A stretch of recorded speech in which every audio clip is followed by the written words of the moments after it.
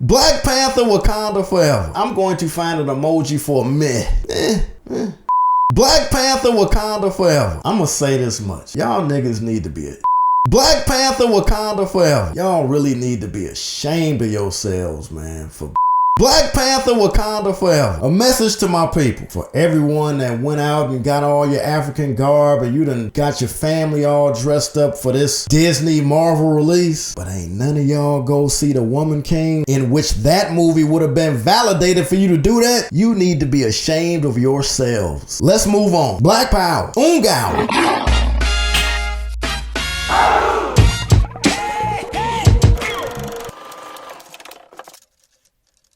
Alright, so I'm about to do something now I've never done out of all, I don't know how many reviews I've been doing since 2019. I usually get this whole script together and whatnot. I spend days doing my write-ups, and then I do the best that I can based off of my write-ups, and I edit out my mistakes, and what you see is the finished product. Kind of like what I've heard about certain MCs that they've been saying for years, that they don't actually write their lyrics. What they do is they get in front of a microphone and they'll say a line, and if the line works, they keep it. If the next line doesn't work, then they'll keep going until they find a line that does work. So now they got 2 lines that work. Then they got 3, 4, 5, 6. Man, it could take possibly 6 hours, 8 hours to do a whole song like that. And hell, anybody could do that. That's not taking anything away from the skill set. I'm just saying that it's a technical science to it, to assist the skill. So I'm about to try it. I'm about to run down my list that I have here, my movie protocol list. And usually I go down the list and I'll write out the concept for each item that I have listed. Get it formulated just right, then I come do what I do. Today I'm not doing that. All right, we about to do this. And I don't care.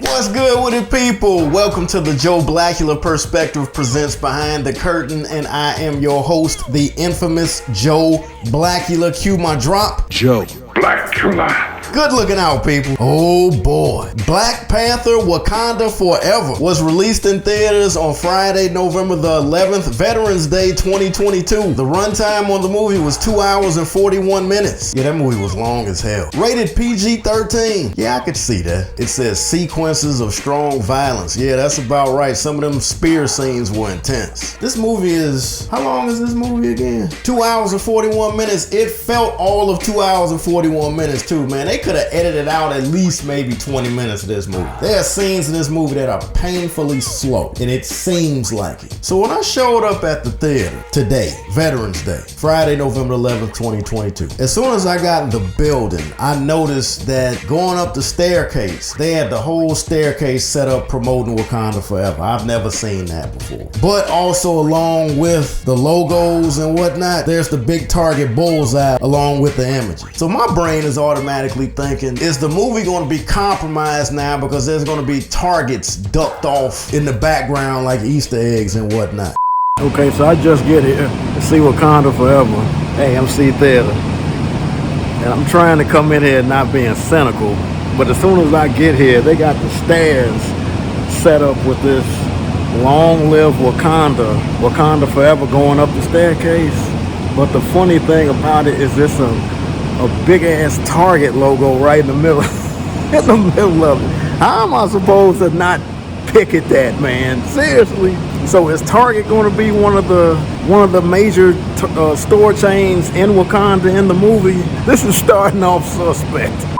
So then I go up the escalator. I'm seeing they got the visuals everywhere. I was proud of that. I went to the 11 o'clock movie, so the big cardboard cutouts and whatnot that they have. Usually that's where everybody in their full Zamunda Coming to America attire take all their pictures at. Everybody standing there with their X's on their chest. I'm like, come on, people, really? But not now. So I go up the steps, and then they got this full window of the sisters up there. I don't know how big it was, but it was beautiful to see that visual. I get upstairs, I go get my free popcorn because this is the month of my birthday. AMC does that for stub members for their birthday. And as I'm looking around, I'm seeing more visuals. They got like this carpet thing on the floor with Wakanda Forever on there. Once again, there's that Target bullseye. And going up and down the halls, man, all you seeing are these different sayings that I was assuming that's going to be in the movie, like different quotables. Then they got different movie posters on the walls of the different characters that are being showcased in the movie. That was dope. I don't really have too much of a strong history as far as the Black Panther character is concerned. He wasn't on any of the cartoons that I used to watch in the 80s. I do remember him on the X-Men cartoon in the 90s, like the mid-90s. I do remember that. I remember there was an episode when Storm went to Wakanda. I just remember I was bored with him. It really wasn't nothing spectacular about him. I don't remember if his suit was made out of vibranium. I just remember he was a badass character from Africa. And I also think I remember at some point in time in the early 2000s where Wesley Snipes was supposed to have been playing him. That was the rumor. I thought the way that they debuted the Black Panther in Captain America Civil War was dope as hell. One of those characters in one of those scenes said something to him, and I remember he said, "I don't care." We haven't met yet. I'm Clint. I don't care. That was like the dopest response. Like he might as well have said, "I don't give a shit." All right, so let's unpack the plot. The plot of the movie is that King T'Challa dies. I think that the other nations assume that Wakanda has become weak. The Black Panther isn't there anymore to protect Wakanda as far as protecting that vibranium, which is priceless. But as a result of that, Prince Namor or Submariner's people, it's almost like Submariner's people have now been compromised due to the fact that King T'Challa's death made all of the other nations around the world scramble to try to find more vibranium, which all of a sudden got people too close to where Prince Namor the Submariner was from. It's pretty much like we was here cool minding our business, but then King T'Challa exposes the world to vibranium. Now they're trying to find where there's other vibranium at. We just so happen to have extra vibranium close to where we live at, and now they're getting too damn close to our front door, and we don't want them there. And y'all need to help us fight them off. But in return, we have to kill the scientist that invented the vibranium finding machine. So y'all can either help us locate her and kill her, or we gonna kill her and all of y'all. I thought that was dope. This movie comes on and they get right to it. They let you know out the gate, T'Challa is dying, T'Challa is dead. Let's move on. I was like, okay. You don't go into this movie not knowing that Chadwick Boseman is dead. That's not a spoiler. They show his funeral. It's not a sad funeral. It kind of puts you in the mind of what they do in New Orleans. These people were celebrating his life. Of course, they're in mourning, but man, you know that's dope. The ship comes, gets the body, he's on his way, and I hadn't even realized that we hadn't even seen the Marvel Scroll yet. And then there's the Marvel Scroll. All right, let's get started. And something else that I noticed about, it's something about these two Black Panther movies where they don't seem to fit within the MCU. It's like these two movies could be standalones. Now, I loved Black Panther's character in Civil War. I loved him in the Avengers and the two that he was in. His character, Wakanda, everything fit within the sequence of the universe. It's something about with them being by themselves, with these movies being standalones, it's like, come on. So Black Panther Wakanda Forever was directed and produced by Ryan Coogler. Well, I gotta check and see if I've seen all of the movies that he's directed and produced. Produced by Kevin Feige. Kevin Feige is the dude with Marvel. Letitia Wright is Shuri. I gotta see what else she's been in. I like that sister. Oh, the great Angela Bassett as Ramonda. My God, I know this woman got to be in her 60s easily. She is gorgeous. But here's the thing, she's always been gorgeous, and I swear this woman looks better now than she did when she was in What's Love Got to Do With It. Something about her top lip. Shout out to Courtney Vance, her husband. Good Lord, brother. Lupita Nyong'o, beautiful chocolate sister. My man's name is Tenoch Huerta. Yeah, he played Namor. Man, I'm gonna get back to him. Is her name Danai Gurira? The sister that played Okoye. I wanna know if they really shaved their heads, man, because I'm looking at this picture of her and she got like a head full of hair, but ain't no telling with sisters these days. I'm usually good with being able to detect a bald cap, and it does not look like she's wearing one in that movie. It don't look like like none of them sisters are wearing a bald cap in this movie. But CGI, man, ain't no telling, like Jack told Helen. Winston Duke as M'Baku. Man, I like that dude's character, man. He is a cynic. He reminds me of me. Even during that dude's most serious moments, he's gonna figure out some kind of way to take a shot at you. And then after the fact, you gonna be like, man, did that dude just take a shot at me? Was this dude being slick with his verbals? And then there's something about big swole dudes with a good sense of humor, like they could beat your ass and then roast you after the fact. It was this one sister though I saw. There she is, Michaela Cole. Michaela Cole. All I'm going to say is that is a very interesting looking sister. But I am very glad that black actresses are working. Oh, Julia Louis-Dreyfus. Oh man. Also known as Elaine Bennis from Seinfeld. A lot of y'all be capping. I know damn well there's more black people that watched Seinfeld back in the 90s like I did. I did not watch Friends. I watched Seinfeld. And Seinfeld was funny as hell. Martin Freeman as Everett Ross. Do you know when I saw the name, I thought that was a black dude. Like, look at those two traditional names, Martin and Freeman. Like Martin Luther King and Morgan Freeman. Sister called him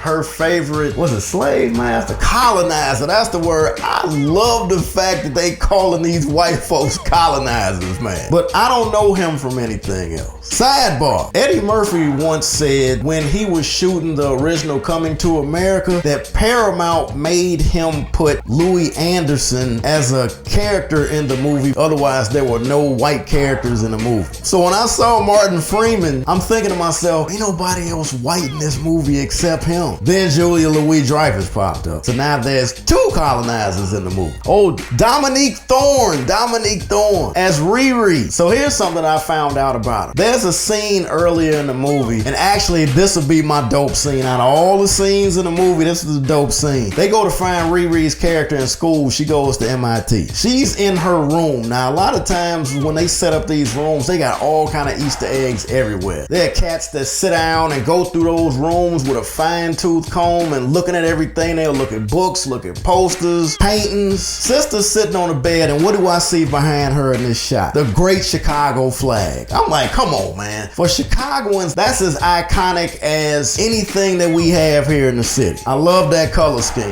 That powder blue, that white, and that red, and of course those 4 6-point stars. Oh, another sidebar. One of the white dudes that's in the beginning of the movie I recognized. He was the main star of the movie Thinner. They called him White Man from Town. I will never forget that. Anyway, I see him and I'm thinking, okay, well this dude is gonna be probably in the whole movie. Yeah, no. They took care of my man within the first 10 minutes of the movie. Oh, wait a minute. You know what could be a dope scene? Yeah, I think I got it now that I'm thinking about it. The way they did the beginning of the movie, when the movie comes on with that Marvel scroll, the way they paid proper homage to Chadwick was dope. Usually they have all the different Marvel characters kind of filling out the letters in the word Marvel. No, this time it was all Chadwick. And then there was no music. It was just his different images as being the Black Panther. Oh, let's talk about Namor, or what I grew up as knowing as Submariner. So I remember seeing Submariner or Prince Namor when I was a little boy, man. I always thought that he looked like Mr. Spock. The way they drew his eyebrows, and he had like this flat top that never moved. And he had this voice. I don't remember what cartoon it was I used to see him on, but I knew my man was serious as shit. And he didn't like humans. But what I thought was real dope about this character was that I thought the way they describe his roots, the fact that they take his lineage back to Mayan. They show you the fact that this dude is a king himself. And they explain to you why he got a problem. But I really love the fact that ain't no getting away from the fact that this dude, he ain't white. And I remember as a little boy, I used to think those wings on his feet was kind of cornball. Yeah, them wings on his feet ain't cornball in this one. And his character is old. His character's like 500 years old, something like that, which was also their way of introducing him as being a mutant. He says it. So technically, this was the first time the word mutant has been used in the MCU. I thought that was dope. But, oh, here's another one. This could be a nerd alert. Namor explains what his name means. And his name pretty much means, his name almost kind of means like jihad, like holy war. But it means something to the fact that, yeah, I'm here to bring it. If I tell you to call me Namor, that means me and you ain't right with each other. Here's another dope scene addition. Man, look, sisters, you all take a lot of pride in your hair. I don't care whether it's your natural hair or your $1,000 wigs, your $1,000 weaves, all of the multicolored wigs. For me as a man that can appreciate natural hair and natural women, breath of fresh air for almost 3 hours, just to not have to see that. What you all should actually do is find out why those sisters, why the guards, why their heads are shaved. Do your homework and find that out. I'm not even gonna get into it right now. But the reasons why those guards, it's like, no, we gonna need you to focus on this. You don't need to be focused on your whole visual demonstration. Ooh, spoiler alert. Angela Bassett dies. That's it. Should I say that? But at least this way around, they were able to control the death of this character. So whenever I see that they kill a character, I'm thinking that they're opening up the books just to make room for other characters. It's pretty much like that role was gonna be limited. Let's kind of get her out the way. Oh, spoiler alert. Michael B. Jordan shows up.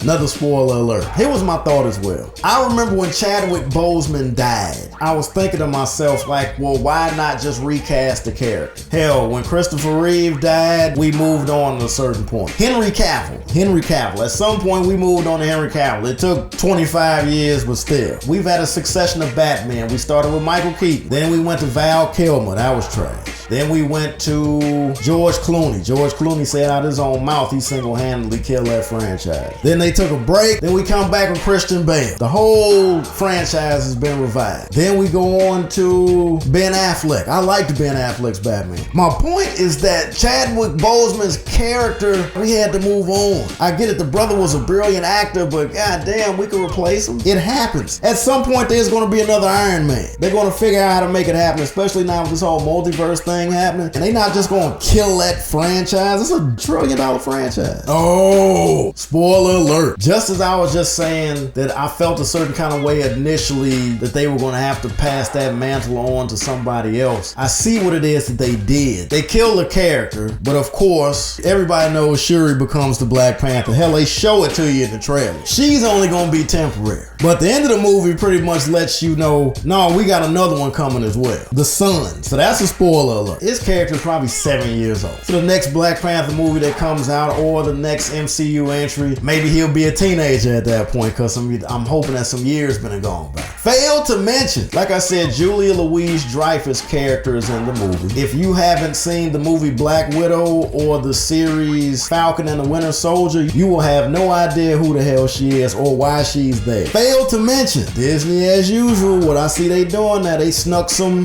alternate lifestyle shit past us and they make it blatant. They kind of just slip it past. I'm waiting to see if I hear any conversation with it. They was like, yeah, okay, take this one back with you. It's 2 of the sisters, 2 of the guards. I'm sitting there like, man, that's one of them scenes that didn't have to be in the movie. They didn't have to do that. Nerd alert. This movie is also setting up the next batch of heroes in the Marvel catalog, which I think will be the Young Avengers. And Riri's character is actually Ironheart. I thought it was dope how they showed her making her uniform. In the beginning of it, she kind of had this makeshift Iron Man uniform to kind of put you in the mind of the first Iron Man movie. In conclusion, I said it in my review for the movie Till. I just wish black people would mobilize and go see other black movies the way that we tend to mobilize for these Black Panther movies. Perfect example was The Woman King. That was a serious movie based off of a real scenario and off of real people. I don't think I saw any pictures of anyone standing with their fists in the air or their X's on their chest. That would have been a movie, man. You break out all your kente cloth material. But for whatever reason, and I'm gonna need somebody to explain it to me because I genuinely don't know. I'm not being ignorant to the situation. I genuinely don't know. I want some understanding. What is it about this character that's brought everybody out? I've heard, well, this was because it was a black character. Man, look, I remember Blade back on Spider-Man back in the mid-90s. But I don't recall everybody coming out for Wesley Snipes like that. Storm Storm, who was played by Halle Berry in X-Men, man, we wasn't lined up for that. But okay, I get it. This is a black character based in a black nation. Okay. Now that I'm actually saying it out loud, I get it. But I'm just saying, why don't we mobilize with all the other movies like that? All the other black produced, black directed movies. You understand what I'm saying? That's all. And then just the whole presentation of it. Everybody got to get together and mob up and take all these cornball looking pictures. I don't know why that stuff upsets me so much. Maybe it's the whole look at me factor. But all in all, once I get past me nitpicking about that, hey, it's a black produced movie. It's a black directed movie.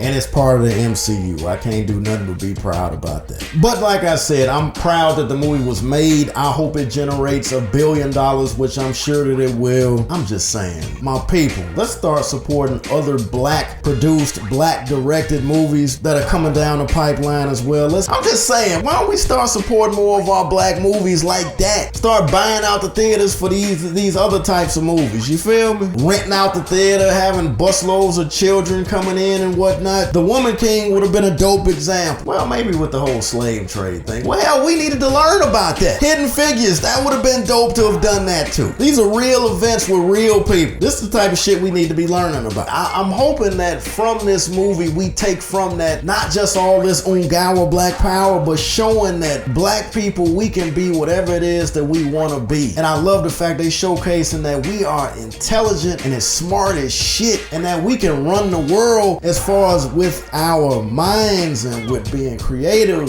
So I'm hoping that's what we take away from it as well. I'm hoping that we take that away. The fact that this movie really showcases more so than the art and the beauty of what we could have if we actually had our own. But the fact that, man, you look at them scenes where Shuri is working in her lab, these are all black people, young black people.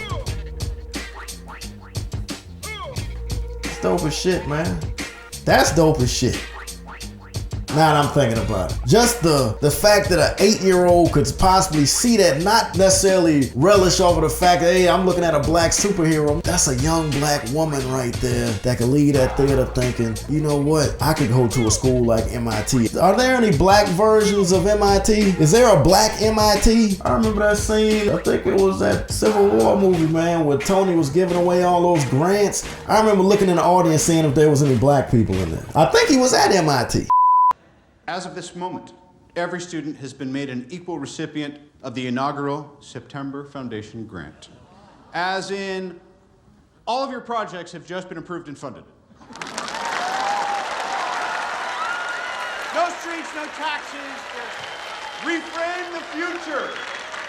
But I remember scanning that audience wondering if there were any black people that got those grants he was giving away. Love, hate, or debate? I think this one for me is debatable, honestly. Yeah, debatable meaning I'm on the fence with it. No, I'm not on the fence with it. I thought it was all right. It was all right. The two Black Panther movies absolutely would not fall in my top 10 Marvel MCU movies. It wouldn't. The two movies, not the character, but these two movies. How many black fists would I give this? So I'm gonna give Black Panther Wakanda Forever 3 black fists. No, 3 Panthers.